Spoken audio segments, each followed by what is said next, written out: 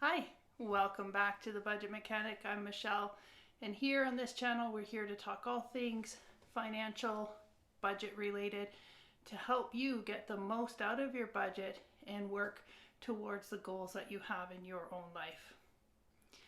Today I want to talk to you about actually developing your budget. How do you start building it so that you can use it? If you go online and look at a lot of the different resources, they'll tell you, look for how much your income is every month. Then go back and look at your expenses from 1 to 3, 6, even a year back to find out what all your expenses were. Build a budget based on that, and then look at the end of the month, see where you were right or wrong, where can you change, and then repeat. Now, few different things with that. One, sometimes it's a lot of work to go back and find all those things. And are they relevant to what you're going to be doing next year? If you just finished school and you've got your first job, the expenses you had last year may be completely irrelevant to what's going to happen going forward. And just the exhaustion from that. The other thing is, it's not being proactive. It's not showing you how to interact with your budget and use your budget to guide your decisions, because really what your budget should be is a plan to use your money to build the life you want. So if you're not taking that into consideration, of course, you're going to say, this is way too hard to build this budget. Look at it, doesn't work, I give up. So I want to take a little bit of a different approach for this and really make budget development a step-by-step and a repeating process, so you keep building on the information that you have currently so that your budget fits your life now and going forward. Make it a forward-looking thing, not a backward. The tool I'm going to use to actually demonstrate how to build your budget is a specific budgeting app called Ynab, which stands for You Need a Budget. Now, this app has allowed us in the last 2 or 3 years to really build up our financial situation, meet goals that we've had, everything like that. Now, it does have a bit of a learning curve, so I wanted to do a different approach that will still use that philosophy, but just again, a different way to get there.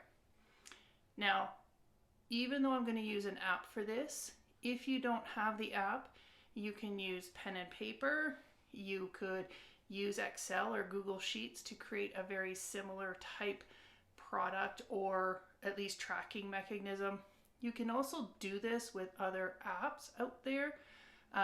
Not as familiar with them, but I'm sure you could develop it and use the principles with it to meet your needs.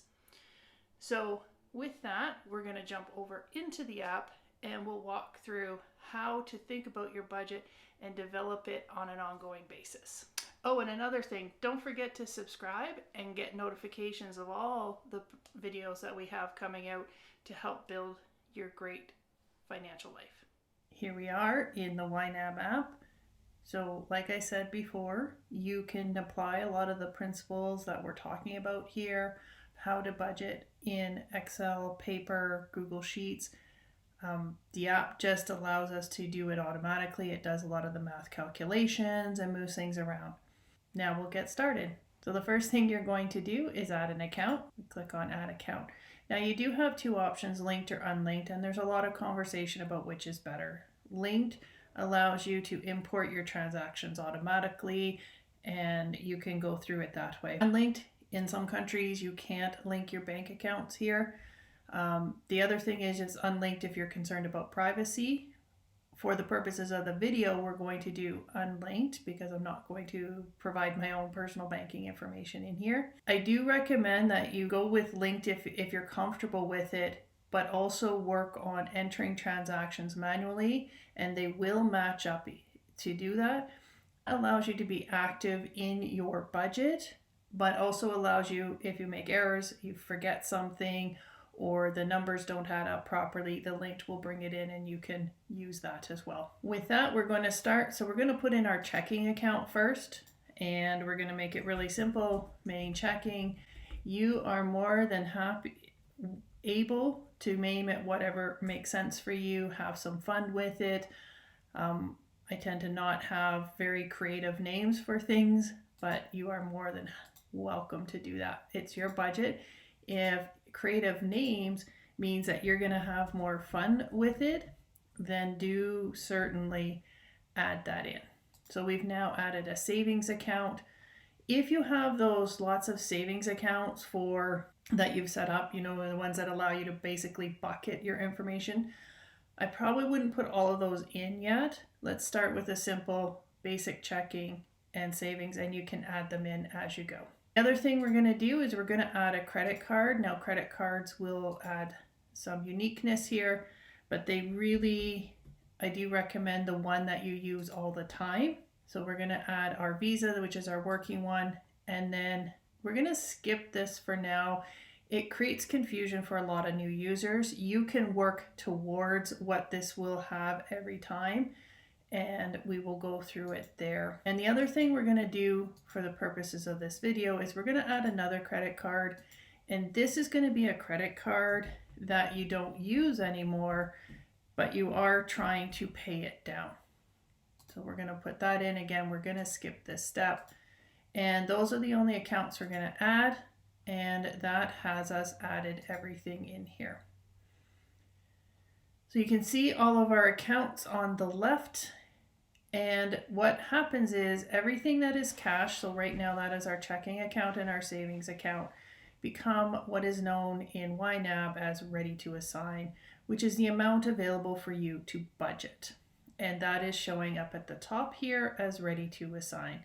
And now we are in the budget screen, and this is where you actually create your budget. Now, Ynab does come with a default set of budget that you can use.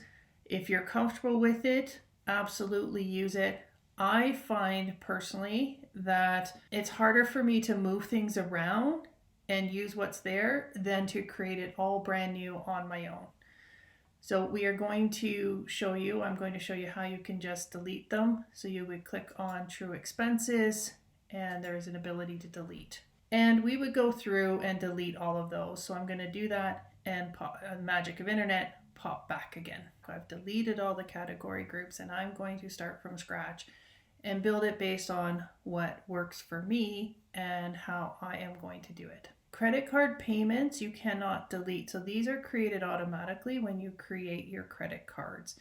So when you make a purchase on a credit card in Ynab, you have the budget assigned. It moves it from the envelope or the category and moves it to the Visa or MasterCard payment category to say you spent $200 on groceries, but you haven't sent it to the bank yet, to the credit card company yet, so we're going to move it and hold it up there. Now, a big thing that'll trip up a lot of new users is they start assigning this $3,000 to the things that they have to do next.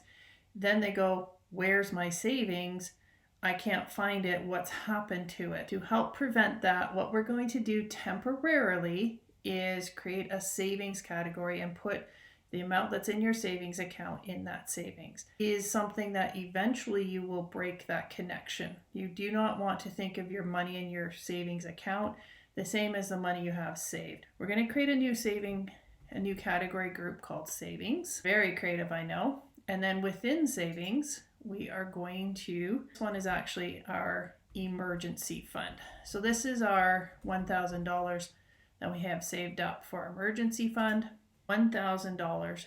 I have assigned the $1,000, so I've budgeted $1,000, and so there's $1,000 available. Now, the next thing that you'll want to do is this Visa card. Remember how we talked about the Visa card, that it's our card we're using all the time, but we pay it in full every time the credit card statement comes in. So what you want to do is assign that $500 that's already sitting there from your money, because that's what you're going. You will find out very quickly with Ynab if you are doing one of two things. You are either what we call a paid in full credit card user, and what that means is every transaction is actually backed by cash, but you just haven't sent it to Visa yet. Or if, yes, you are paying your statement balance, but you're actually borrowing money because you don't have enough to pay it plus all your expenses for that month.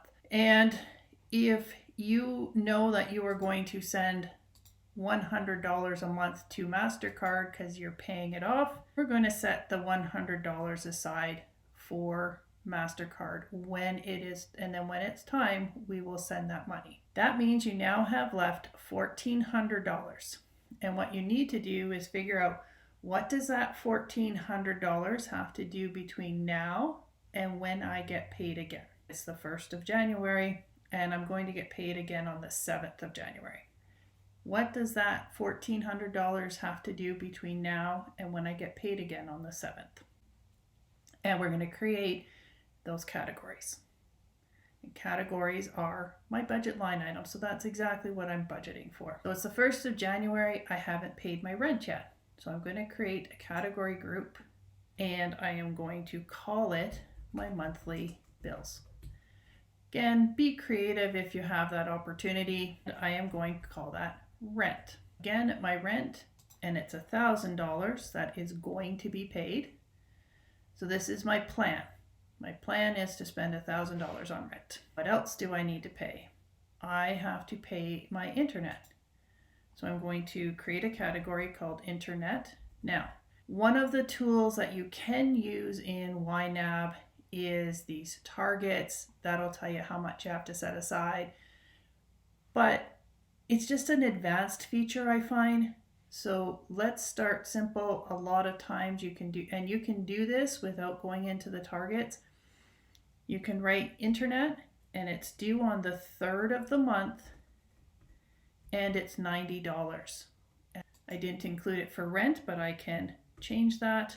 So rent first and $1,000. Now the other thing I can do is I can move these so that they're in order of when they're due, which really helps a lot. I can just go down the list and see which one is due when. So the other thing I have coming up is my Netflix. So oops, I didn't include that if I want. So Netflix is on the 5th, and it's $20. So I can leave Netflix there, but then I start thinking, you know what? I have a lot of Netflix. So I'm going to create a different category group, and I'm going to call it subscriptions. And I'm going to move my Netflix into my subscriptions. So I created a category called subscriptions, moved it below my monthly bills, and I moved Netflix in there. Now the other thing I need to do is I need to buy some groceries. So I'm not going to consider that a monthly bill per se. So I'm just going to call that my living expenses. So these are the expenses I need every month. Again, it'll move it up top. I'm going to bring it down between my monthly bills and my subscriptions. And I am going to add groceries. I could add how much I think I'm going to spend for the entire month, but I'm not going to put the full 600. Let's say I am only going to put 150 in there, and I want to put my internet so I keep a running balance, my Netflix of $20. And then the other thing I know I want to do is I want to eat out. Let's say it, like I say, it's New Year's Day. We're pretending a category group, and I'm going to call it my fun money, and I am going to move it down as well. So I always move these down more in an order of what you want them to do. A lot of people put the high priority at the top because those are the things you want to be looking at, and more discretionary farther down. Now it'll depend. And I'm going to call this eating out, and I don't know how much I'm going to put in there yet, but I'm going to say just put $50 for between now and the next paycheck. So that means I am paying my rent, my internet, my groceries, my Netflix. I'm going to have some eating out. I've set aside my emergency fund, my Visa, and my MasterCard. And I still have $90 left. That's okay. You don't have to necessarily have a specific job for it, as in I know what bill or thing that's going to come up. What you can do is have a buffer. People call it a slush fund, my oops, anything like that. So I'm going to put it under living expenses, and I'm going to have a oops, I forgot. I'm going to put some money in here. Now I'll never categorize anything on here, but I'm going to put money in here, and if something new were to come up that doesn't have a category, or let's say my eating out exceeded my $50, I can move money from oops, I forgot into the other category to cover it. It gives it a job of to be an extra little emergency fund, like a mini one. I've done for the day. I'm like, hey, great. I know these are the bills. I've looked at the calendar. So what's the next thing? The next thing is getting those transactions in there and starting to interact with your budget. Now I'm going to challenge you every day to go into your budget and look at your transactions, and not just look at them, but challenge you to enter your transactions as they happen. So if you are on Ynab, there is a phone app. Works really well to enter transactions on the go. A lot of people do it at the cashier or in your car or on your way home on the bus at the end of the day, but you can enter it right there and have that information, and now your budget is updated. This works especially well if you have more than one person. So if you're sharing it with a spouse, they can enter their transactions, and then you'll see that how much has been spent there, so you're not overspending each other. Okay, so our rent is due. We're going to add the transaction. So for the 1st of January, and our payee is the landlord. Now, obviously I've done this a little bit. So the landlord is there, and it's going to be in the rent, and I'm going to spend $1,000. So this is recording that I am sending $1,000 to the landlord. The other thing you'll see here is I have the balance. So this is available on View, and I can click Reconciled and Running Balance. And this is really great because it'll show me what my balance is right now, what it will be as things come in. So if you're old school and you've ever written checks, this shows that I've written the check, but it hasn't cleared the bank yet. It's the 3rd, and as we mentioned, our internet is due. Now I've got it set up on my Visa and I pay it through there. So I'm going to add my transaction for the 3rd, and it's going to go to Shaw Cable. So it goes along, it will start to remember. Now my bill, I estimate it was 90, and let's say it was only 85.25. And what you will notice is because this is on Visa, I can see my running balance is $585. So this is how much I now owe the credit card company. And up here is my payment.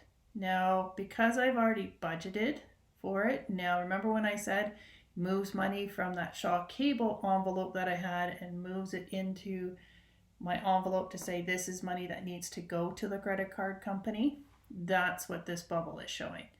And we'll have examples later of what happens if you don't have enough money set aside for it already. Again, you'll continue to do that. So let's say on the 4th of January, I go to the grocery store and I buy some groceries for $155. And this is going to show you the example. So now my balance is $740.25, but you can see up here that I only have $735.25 in cash set aside. Remember, I had only set aside $150 for my groceries, so I'm short $5. I've overspent. And again, I get that yellow warning here too. So I'm looking at my budget and I'm like, oops, I said I was going to spend $150. I spent $155. So I need to find $5 in my budget to move. So a couple of options. I can take this $475. I've already paid the internet, so I can take move, take that whole balance, and I can move it to groceries, and I can click OK. Now I'm still short 25 cents. I don't want to be short 25 cents. So remember that oops, I forgot. I can do the same thing. I can take the 25 cents and move it to groceries, and now my groceries is covered. And that's what you want to do. You want to cover it in cash. And when I look at my credit card now, my balance down here matches the Visa. So I have enough to pay that entire credit card. Let's say I'm out and about and I go and I realize, oh, I have to buy a gift. It's somebody's birthday, didn't realize it, so I'm gonna go buy them some flowers. So I go to the flower shop and it's going to be a gift. Now I don't have that category yet, so I'm going to add the gift category, and I can do it from here. And I am going to call this part of, I can call it part of my living expenses, anywhere, but I'm going to actually add a new category, and I'm going to call it my irregular expenses. In Ynab, they're also known as your true expenses, but these are expenses that come up not on a regular basis, but you need to pay. So you're not going to spend the same amount on gifts every month. Maybe you have people with a whole bunch of birthdays in 1 month. That could also be weddings, anniversaries. And I am going to say it's for, friend's birthday and $24.99. So now I have $24.99. Now I'm going to come back to my budget and you're going to see, so now that irregular expenses, and now I have that gift, and you'll notice I have no money assigned, but I've actually spent cash. So this time it turns red. And this is really important to make sure you covered. It's red, that means there's cash out the door. You need to find the cash. So this is where, again, that oops, I forgot is really great. I am going to move $24.99 and I'm going to move it to my gifts. Click OK. Now my oops, I forgot is reduced and I've moved. So you see how this is different too. It's not just look and go, oh, I can't cover it, or, reaction at the end. You're involved. You're interactive. You're making decisions about where you want to move money. You continue to move that. It really becomes very helpful. So let's say you're working away now. You want to start planning what you're going to do with your next paycheck. You can do it with one caveat. You can plan your categories, you can figure out how much you're going to need to do, but you're not going to actually assign the money until it comes in. So what does that look like? Well, my electricity, so my utility. So let's say electricity, it's going to be due on the 18th and it's $125.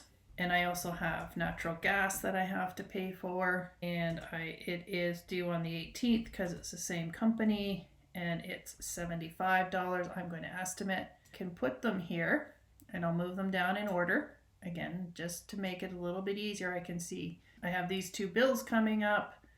I haven't assigned money yet. This is what's waiting for me. So don't do that yet until you actually get cash.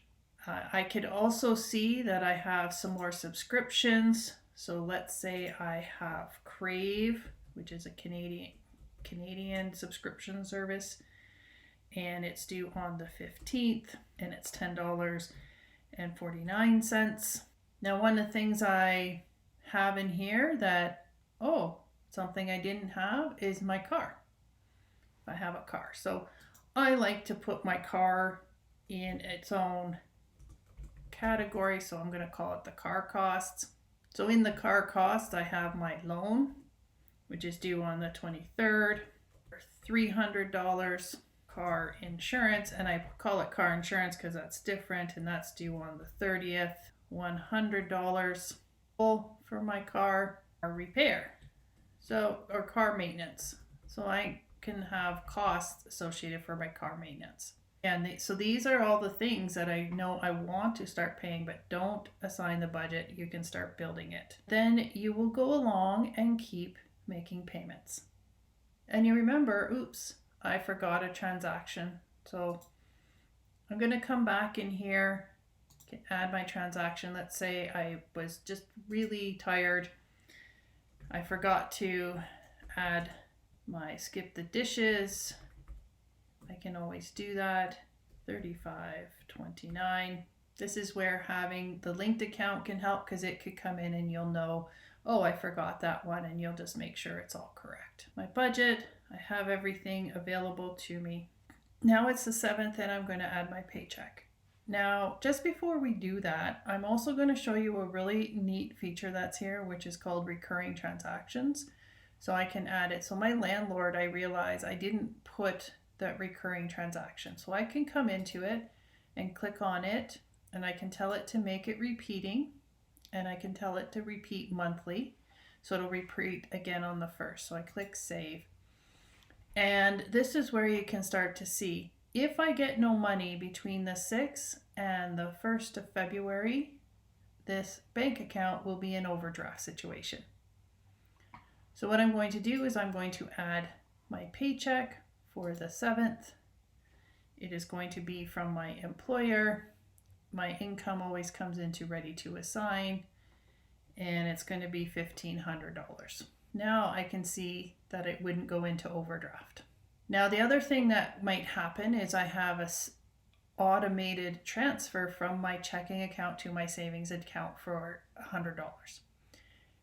There is a 2-step process. You need to keep track of that for now, and eventually you will change that way of thinking. But to make sure you keep it, you're going to add a transaction. It's the date of.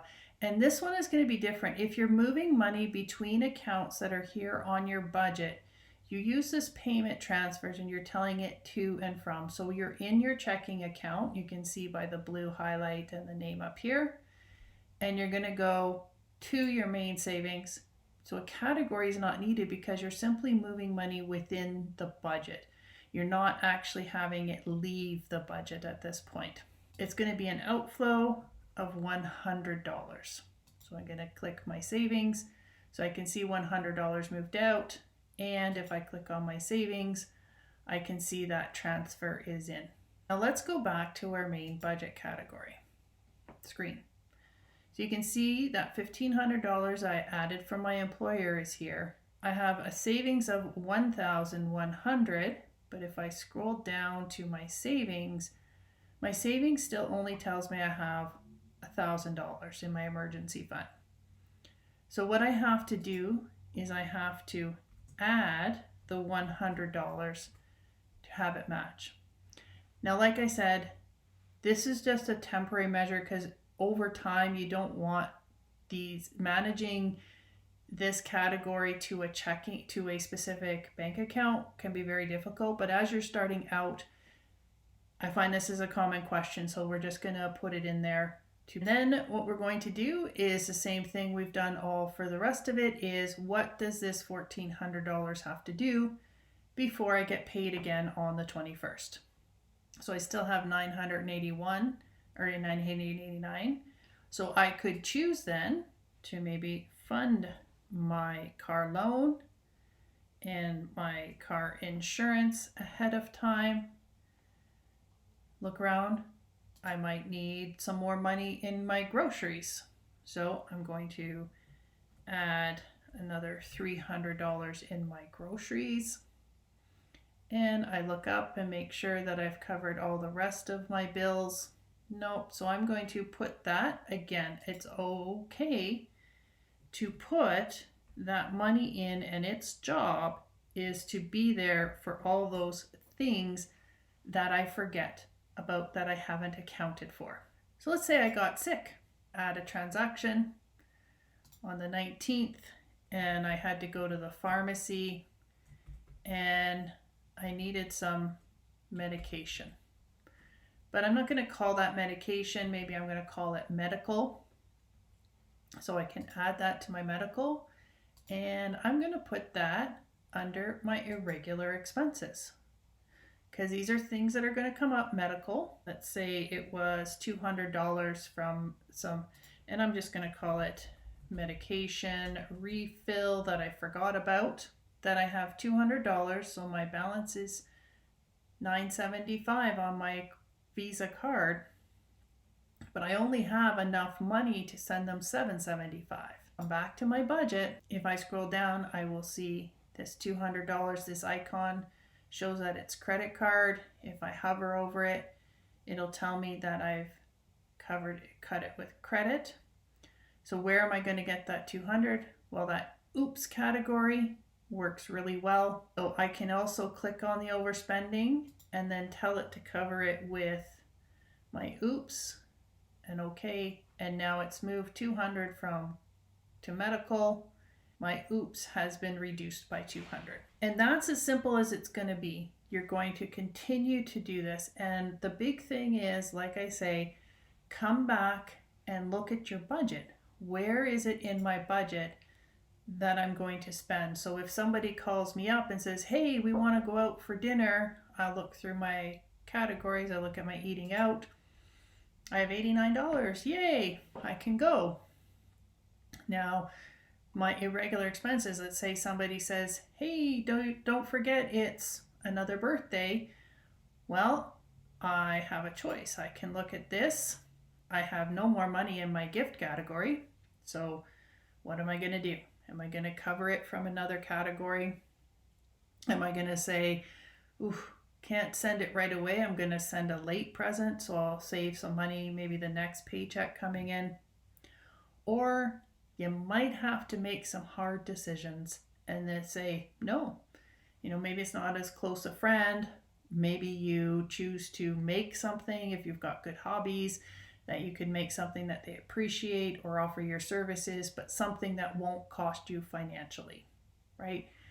This is then how you start to build your budget, because you keep repeating this and you become interactive and you're looking at your budget here, not your checking account. This is why I encourage you to be in it on a daily basis, because this lays out the math for you. A lot of times when people are trying to make decisions, they're doing this mental math. And you're like, oh, okay, I got 2,000, but I got to remember about this and that and this. And then you forget about the gifts that are coming up, or you forget about you need gas in your car because you're lower than you expected. Use your budget to make your decisions and move forward. And you can keep repeating this and you'll notice how you can start to build on it. So I hope you found that video helpful on how to start budgeting and make your budget interactive. We will continue to do other videos on using your budget and how to move it forward. So don't forget to like this video if you found it helpful and subscribe to be notified of those upcoming videos. Thanks, and we'll see you again next time.